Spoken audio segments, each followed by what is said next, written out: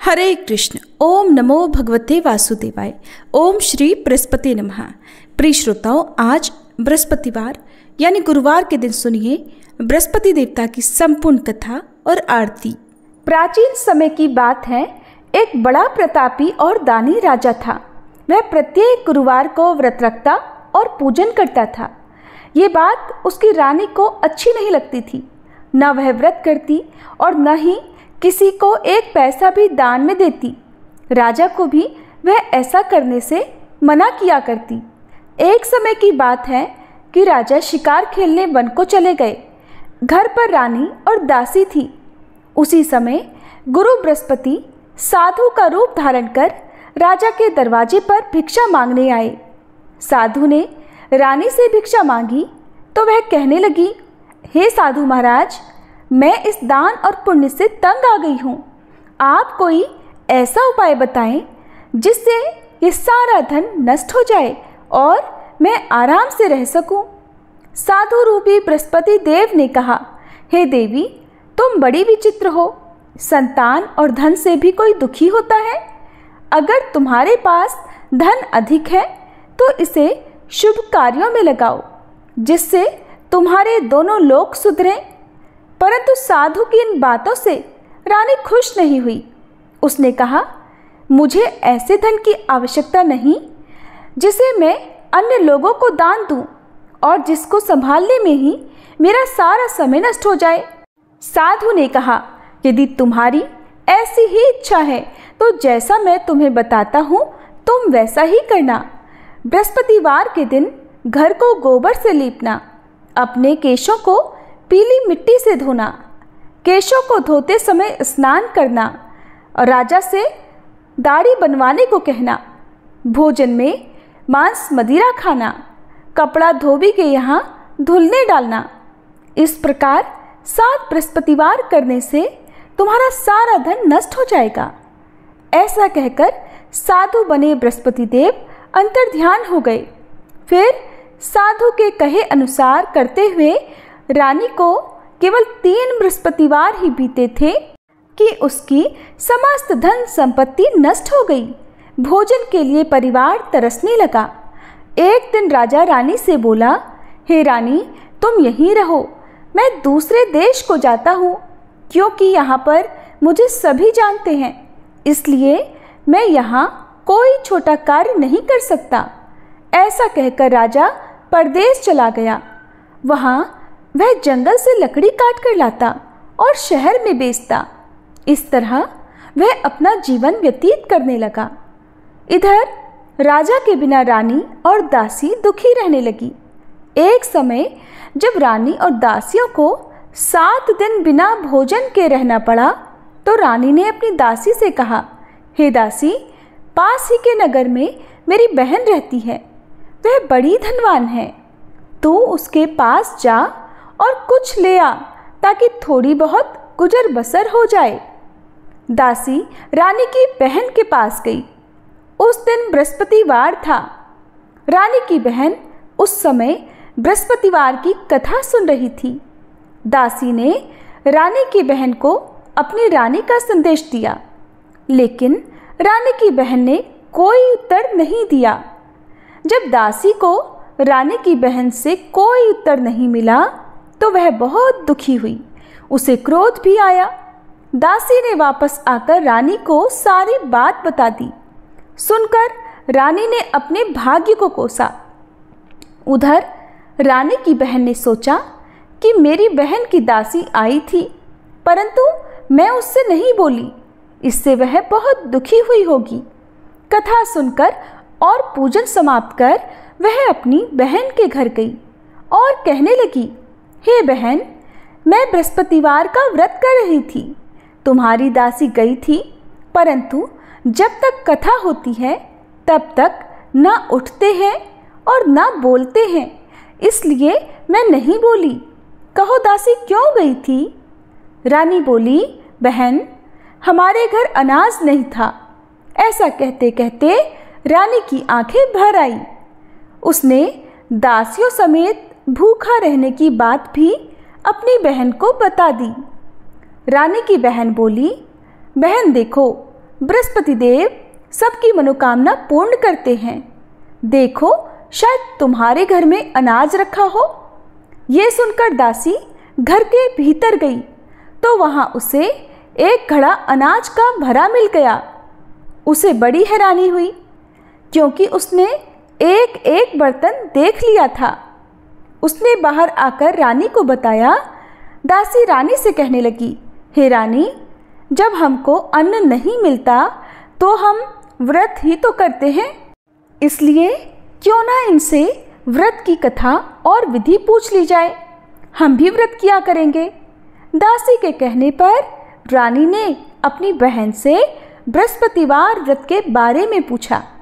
उसकी बहन ने बताया, बृहस्पतिवार के व्रत में चने की दाल और मुनक्का से विष्णु भगवान का केले की जड़ में पूजन करें और दीपक जलाएं, पीला भोजन करें और कथा सुने।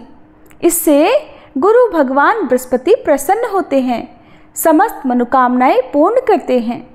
फिर व्रत और पूजन की विधि बताकर रानी की बहन अपने घर लौट गई। अब रानी और दासी दोनों ने निश्चय किया कि बृहस्पति देव भगवान का पूजन अवश्य करेंगी। 7 दिनों बाद जब बृहस्पतिवार आया तो उन्होंने व्रत रखा। घुड़साल से जाकर चना और गुड़ बीन लाई और उसकी दाल से केले की जड़ और विष्णु भगवान का पूजन किया। अब पीला भोजन कहाँ से आए? दोनों बड़ी दुखी हुई, परंतु उन्होंने व्रत किया था, इसलिए बृहस्पति देव भगवान प्रसन्न थे। वे एक साधारण व्यक्ति के रूप में 2 थालों में सुंदर पीला भोजन लेकर आए और दासी को देकर बोले, हे दासी, ये भोजन तुम्हारे लिए और तुम्हारी रानी के लिए है, इसे तुम दोनों ग्रहण करना। दासी भोजन पाकर बहुत प्रसन्न हुई। उसने रानी को सारी बात बताई। उसके बाद से वे प्रत्येक बृहस्पतिवार को बृहस्पति देव का व्रत और पूजन करने लगी। बृहस्पति भगवान की कृपा से उनके पास धन हो गया, परंतु अब रानी फिर पहले की तरह आलस्य करने लगी। तब दासी बोली, देखो रानी, तुम पहले भी इसी प्रकार आलस्य करती थी, तुम्हें धन के रखने में कष्ट होता था, इसी कारण सभी धन नष्ट हो गया। अब बृहस्पति देव की कृपा से हमें धन मिला है तो फिर तुम्हें आलस्य होता है। बड़ी मुश्किलों के बाद हमने ये धन पाया है, इसलिए हमें दान पुण्य करना चाहिए। अब तुम भूखे मनुष्यों को भोजन कराओ, प्याऊ लगवाओ, ब्राह्मणों को दान दो, कुआं, तालाब, बावड़ी आदि का निर्माण करवाओ, मंदिर पाठशाला बनवाकर ज्ञान दान दो, कुंवारी कन्याओं का विवाह करवाओ, अर्थात धन को शुभ कार्यों में खर्च करो, जिससे तुम्हारे कुल का यश बढ़े और स्वर्ग प्राप्त हो और पितर प्रसन्न हो। दासी की बात मानकर रानी शुभ कर्म करने लगी। उसका यश फैलने लगा। एक दिन रानी और दासी आपस में विचार करने लगी कि न जाने राजा किस दशा में होंगे, उनकी कोई खोज खबर भी नहीं है। उन्होंने श्रद्धापूर्वक बृहस्पति भगवान से प्रार्थना की कि राजा जहाँ कहीं भी हो शीघ्र वापस आ जाए। उधर राजा परदेश में बहुत दुखी रहने लगा। वह प्रतिदिन जंगल से लकड़ी बीन कर लाता और उसे शहर में बेचकर अपने दुखी जीवन को बड़ी कठिनाई से व्यतीत करता। एक दिन दुखी होकर अपनी पुरानी बातों को याद करके वह रोने लगा और उदास हो गया। ठीक उसी समय राजा के पास बृहस्पति देव साधु के वेश में आकर बोले, हे लकड़हारे, तुम इस सुनसान जंगल में किस चिंता में बैठे हो, मुझे बताओ। ये सुन राजा के नेत्रों में जल भर आया। साधु की वंदना कर राजा ने संपूर्ण वृतांत सुना दिया। महात्मा दयालु होते हैं। वे राजा से बोले, हे राजा, तुम्हारी पत्नी ने बृहस्पति देव के प्रति अपराध किया था, जिसके कारण तुम्हारी ये दशा हुई।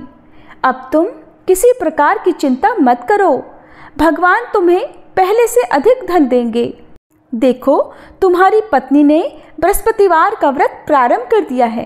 अब तुम भी चने की दाल और गुड़ जल के लोटे में डालकर केले का पूजन करो, फिर कथा कहो या सुनो।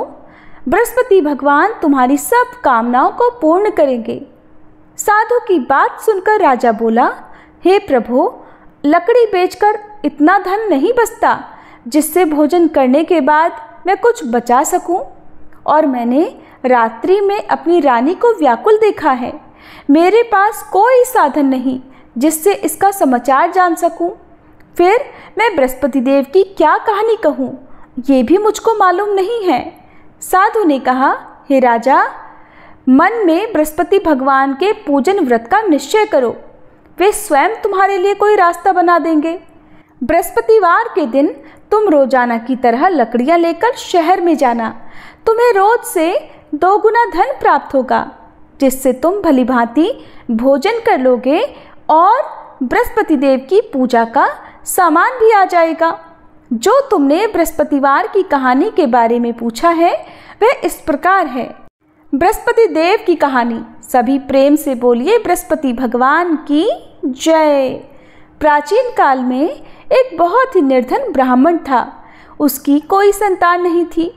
वह नित्य पूजा पाठ करता, लेकिन उसकी पत्नी न स्नान करती और न किसी देवता का पूजन करती। इस कारण ब्राह्मण देवता बहुत दुखी रहते थे। भगवान की कृपा से ब्राह्मण के यहाँ एक कन्या उत्पन्न हुई। कन्या बड़ी होने लगी। प्रातःकाल स्नान करके वह भगवान विष्णु का जप करती। बृहस्पतिवार का व्रत भी वह करने लगी। पूजा पाठ समाप्त कर पाठशाला जाती तो अपनी मुट्ठी में जौ भरकर ले जाती और पाठशाला जाने के मार्ग में डालती जाती। लौटते समय वही जौ सोने के हो जाते तो उनको बीनकर घर ले आती। एक दिन वह बालिका सूप में उन सोने के जौ को फटककर साफ कर रही थी कि तभी उसकी माँ ने देख लिया और कहा, हे बेटी, सोने के जौ को फटकने के लिए सोने का सूप भी तो होना चाहिए। दूसरे दिन गुरुवार था। कन्या ने व्रत रखा और बृहस्पति देव से सोने का सूप देने की प्रार्थना की। बृहस्पति देव ने उसकी प्रार्थना स्वीकार कर ली। रोजाना की तरह वह कन्या जौ फैलाती हुई पाठशाला चली गई।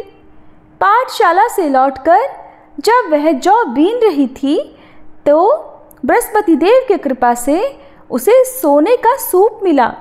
उसे वह घर ले आई और उससे जौ साफ करने लगी, परंतु उसकी माँ का वही ढंग रहा। एक दिन की बात है, कन्या सोने के सूप में जब जौ साफ कर रही थी, उसी समय उस नगर का राजकुमार वहां से निकला। कन्या के रूप को देखकर वह उस पर मोहित हो गया। राजमहल आकर वह भोजन तथा जल त्याग कर उदास होकर लेट गया। राजा को जब राजकुमार द्वारा अन्न जल त्यागने का समाचार प्राप्त हुआ तो अपने मंत्रियों के साथ वह अपने पुत्र के पास गया और कारण पूछा। राजकुमार ने राजा को उस लड़की के घर का पता भी बता दिया। मंत्री उस लड़की के घर गया। मंत्री ने ब्राह्मण के समक्ष राजा की ओर से निवेदन किया और फिर जिसे ब्राह्मण देवता ने स्वीकार कर लिया। फिर कुछ ही दिनों के बाद ब्राह्मण की कन्या का विवाह राजकुमार के साथ संपन्न हो गया। इधर कन्या के घर से जाते ही ब्राह्मण के घर में पहले की तरह गरीबी का निवास हो गया। एक दिन दुखी होकर ब्राह्मण अपनी पुत्री से मिलने गए। पुत्री ने पिता की अवस्था को देखा और अपनी माँ का समाचार पूछा। ब्राह्मण देवता ने सभी हाल कह सुनाया। कन्या ने बहुत सा धन देकर अपने पिता को विदा कर दिया, लेकिन कुछ दिनों के बाद फिर वही हाल हो गया। ब्राह्मण फिर अपनी कन्या के यहाँ गया और सभी हाल कह सुनाया तो पुत्री कहने लगी, हे पिताजी, अब की बार आप माताजी को यहाँ लिवा लाओ। मैं उन्हें वह विधि बता दूंगी जिससे गरीबी दूर हो जाए। ब्राह्मण देवता अपनी पत्नी को साथ लेकर अपनी पुत्री के पास राजमहल पहुँचे तो पुत्री अपनी माँ को समझाने लगी, हे माँ, तुम प्रातःकाल स्नान आदि करके विष्णु भगवान का पूजन करो तो सब दरिद्रता दूर हो जाएगी। परंतु उसकी माँ ने उसकी एक बात भी नहीं मानी। वह तो प्रातःकाल उठकर अपनी पुत्री का बचा जूठन खा लेती थी। एक दिन उसकी पुत्री को बहुत गुस्सा आया। उसने अपनी माँ को एक कोठरी में बंद कर दिया। प्रातः उसे स्नान आदि करा के पूजा पाठ करवाया तो उसकी माँ की बुद्धि ठीक हो गई।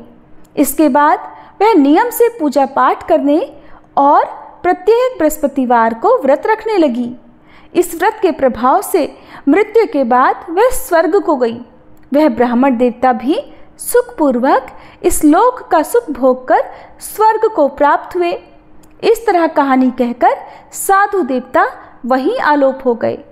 प्रेम से बोलिए बृहस्पति देवता की जय। धीरे धीरे समय व्यतीत होने पर फिर बृहस्पतिवार का दिन आया। राजा जंगल से लकड़ी काटकर शहर में बेचने गया। उसे उस दिन और दिनों से अधिक धन मिला। राजा ने गुड़ चने आदि लाकर बृहस्पतिवार का व्रत किया। उस दिन से उसके सभी क्लेश दूर हुए। परंतु जब अगला गुरुवार का दिन आया तो वह बृहस्पतिवार का व्रत करना भूल गया। इस कारण बृहस्पति भगवान नाराज हो गए। उस दिन उस नगर के राजा ने विशाल यज्ञ का आयोजन किया था। उसने अपने समस्त राज्य में घोषणा करवा दी कि समस्त जनता मेरे यहाँ भोजन करने आवे, किसी के घर चूल्हा ना जले। जो इस आज्ञा को नहीं मानेगा उसको फांसी की सजा दी जाएगी। राजा की आज्ञा अनुसार राज्य के सभी लोग राजा के भोज में सम्मिलित हुए। लेकिन लकड़हारा कुछ देर से पहुंचा, इसलिए राजा उसको अपने साथ महल में ले गए। जब राजा लकड़हारे को भोजन करा रहे थे तो रानी की दृष्टि उस खूंटी पर पड़ी जिस पर उसका हार लटका हुआ था। उसे हार खूंटी पर लटका दिखाई नहीं दिया। रानी को निश्चय हो गया कि मेरा हार इस लकड़हारे ने ही चुरा लिया है, और उसी समय सैनिक बुलवाकर लकड़हारे को जेल में डलवा दिया। लकड़हारा जेल में विचार करने लगा कि न जाने कौन से पूर्व जन्म के कर्म से मुझे ये दुख प्राप्त हुआ है, और जंगल में मिले साधु को याद करने लगा। तत्काल बृहस्पति देव साधु के रूप में प्रकट हो गए और कहने लगे, अरे मूर्ख, तूने बृहस्पति देव की कथा नहीं की, इसी कारण तुझे दुख प्राप्त हुआ है। अब चिंता मत कर। बृहस्पतिवार के दिन जेल खाने के दरवाजे पर तुझे 4 पैसे पड़े मिलेंगे। उनसे तू बृहस्पति देव की पूजा करना, तेरे सभी कष्ट दूर हो जाएंगे। अगले बृहस्पतिवार उसे जेल के द्वार पर 4 पैसे मिले। राजा ने पूजा का सामान मंगवाकर कथा कही और प्रसाद बांटा। उसी रात्रि में बृहस्पति देव ने उस नगर के राजा को स्वप्न में कहा, हे राजा, तूने जिसे जेल में बंद किया है उसे कल छोड़ देना, वह निर्दोष है। राजा प्रातःकाल उठा और खूंटी पर हार देखकर लकड़हारे को बुलाकर क्षमा मांगी। राजा के योग्य सुंदर वस्त्र आभूषण भेंट कर उसे विदा कर दिया। गुरुदेव की आज्ञा अनुसार राजा अपने नगर को चल दिया। राजा जब नगर के निकट पहुंचा तो उसे बड़ा ही आश्चर्य हुआ, क्योंकि नगर में पहले से अधिक बाग, तालाब और कुएं तथा बहुत सी धर्मशालाएं, मंदिर आदि बने हुए थे। राजा ने पूछा कि ये किसका बाग और धर्मशाला है? तब नगर के सभी लोग कहने लगे कि ये सब रानी और दासी द्वारा बनवाए गए हैं। राजा को आश्चर्य हुआ और गुस्सा भी आया कि उसकी अनुपस्थिति में रानी के पास इतना धन कहाँ से आया होगा। जब रानी ने ये समाचार सुना कि राजा आ रहे हैं तो उसने अपनी दासी से कहा, हे दासी, देख, राजा हमको कितनी बुरी हालत में छोड़ गए थे।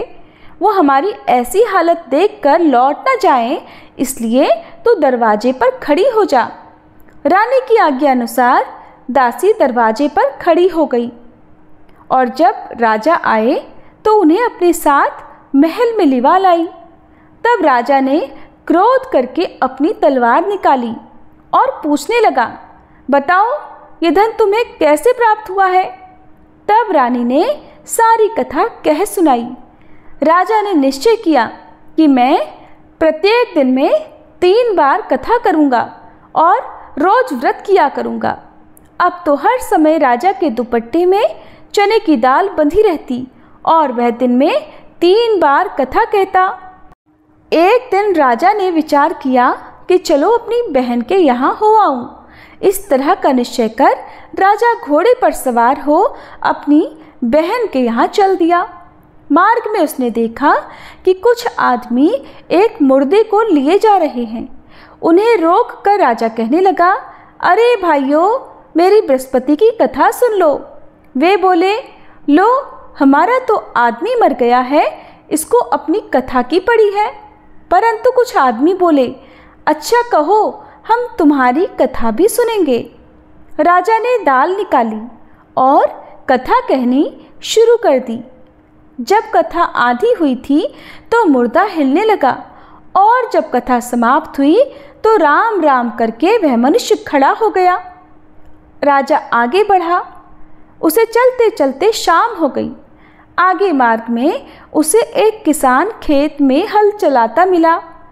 राजा ने उससे कथा सुनने का आग्रह किया तो वह किसान बोला, मैं जब तक तेरी कथा सुनूंगा तब तक 4 हरैया जोत लूंगा। जा, तू अपनी कथा किसी और को सुनाना। इस प्रकार किसान ने कथा सुनने के लिए मना कर दिया। राजा आगे चल पड़ा। राजा के हटते ही बैल पछाड़ खाकर गिर गए और किसान के पेट में बहुत जोर से दर्द होने लगा। उसी समय किसान की माँ रोटी लेकर आई। उसने जब देखा तो अपने पुत्र से सब हाल पूछा। बेटे ने सभी हाल बता दिया। बुढ़िया दौड़ी दौड़ी उस घुड़सवार के पास गई और उससे बोली, बेटा, मैं तेरी कथा सुनूंगी, तू अपनी कथा मेरे खेत पर ही चलकर कहना। राजा ने लौटकर बुढ़िया के खेत पर जाकर कथा कही, जिसको सुनते ही बैल खड़े हो गए और किसान के पेट का दर्द भी बंद हो गया। अब राजा अपनी बहन के घर पहुंच गया। बहन ने भाई की खूब मेहमानी की। दूसरे दिन प्रातःकाल राजा जागा तो वह देखने लगा कि सब लोग भोजन कर रहे हैं। राजा ने अपनी बहन से पूछा कि ऐसा कोई मनुष्य है जिसने भोजन ना किया हो, जो मेरी बृहस्पतिवार की कथा सुन ले। बहन बोली, हे भैया, ये देश ऐसा ही है। यहाँ के लोग पहले भोजन करते हैं, बाद में अन्य काम करते हैं। फिर वह एक कुम्हार के घर गई जिसका लड़का बीमार था। उसे पता चला कि उसके यहाँ 3 दिन से किसी ने भोजन नहीं किया है। रानी ने अपने भाई की कथा सुनने के लिए कुम्हार से कहा तो वह तैयार हो गया। राजा ने जाकर बृहस्पतिवार की कथा कही, जिसको सुनकर उसका लड़का ठीक हो गया। अब तो राजा की प्रशंसा होने लगी। एक दिन राजा ने अपनी बहन से कहा, हे बहन, मैं अब अपने घर जाऊंगा, तुम भी तैयार हो जाओ। राजा की बहन ने अपनी सास से अपने भाई के साथ जाने की आज्ञा मांगी। सास बोली, चली जा, परंतु अपने लड़कों को मत ले जाना, क्योंकि तेरे भाई के कोई संतान नहीं होती है। बहन ने अपने भाई से कहा, हे भैया, मैं तो चलूंगी, परंतु कोई बालक नहीं जाएगा। तब राजा बोला, जब कोई बालक नहीं जाएगा तब तुम भी जाकर क्या करोगी। अब राजा अपनी बहन को भी छोड़कर दुखी मन से अपने नगर को लौट आया। राजा ने अपनी रानी से आकर सारी बात बताई और बिना भोजन किए वह शैया पर लेट गया। रानी बोली, हे प्रभु, बृहस्पति देव ने हमें सब कुछ दिया है, वे हमें संतान भी अवश्य देंगे। और उसी रात बृहस्पति देव ने राजा को स्वप्न में कहा, हे राजा, उठ, सभी सोच त्याग दे, तेरी रानी गर्भवती है। राजा को ये जानकर बड़ी प्रसन्नता हुई और फिर 9वें महीने रानी के गर्भ से एक सुंदर पुत्र पैदा हुआ। तब राजा बोला, हे रानी, स्त्री बिना भोजन के रह सकती है, परंतु बिना कहे नहीं रह सकती। जब मेरी बहन आए तब तुम उससे कुछ मत कहना। रानी ने हाँ कर दी। जब राजा की बहन ने ये शुभ समाचार सुना तो वह बड़ी खुश हुई और बधाई लेकर अपने भाई के यहाँ आई। रानी ने तब उसे आने का उल्हाना दिया। तब बहन बोली, भाभी, अगर मैं इस प्रकार ना कहती तो तुम्हारे घर संतान कैसे होती।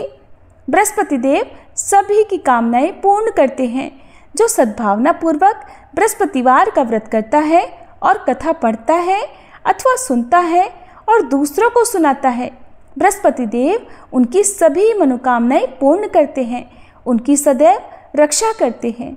जो संसार में सद्भावना से गुरुदेव का पूजन और व्रत सच्चे हृदय से करते हैं, जैसी सच्ची भावना से रानी और राजा ने बृहस्पति देव की कथा का गुणगान किया, तो उनकी सभी इच्छाएं बृहस्पति देव ने पूर्ण की। इसलिए अनजाने में भी बृहस्पति देव की कभी उपेक्षा ना करें। ऐसा करने से सुख शांति नष्ट हो जाती है। इसलिए सभी को कथा सुनने के बाद प्रसाद लेकर जाना चाहिए और हृदय से बृहस्पति देव का मनन करते हुए जयकारा बोलना चाहिए।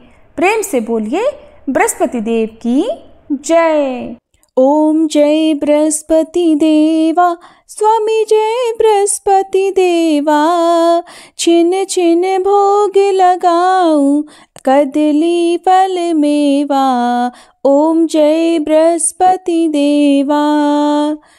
तुम पूर्ण परमात्मा, तुम अंतर्यामी, स्वामी तुम अंतर्यामी। जगत पिता जगदीश्वर, जगत पिता जगदीश्वर, तुम सबके स्वामी। ओम जय बृहस्पति देवा। चरणामृत निज निर्मल, सब पातक हरता, स्वामी सब पातक हरता। सकल मनोरथ दायक, सकल मनोरथ दायक, कृपा करो भरता। ओम जय बृहस्पति देवा। तन मन धन अर्पण कर, जो जन शरण पड़े, स्वामी जो जन शरण पड़े।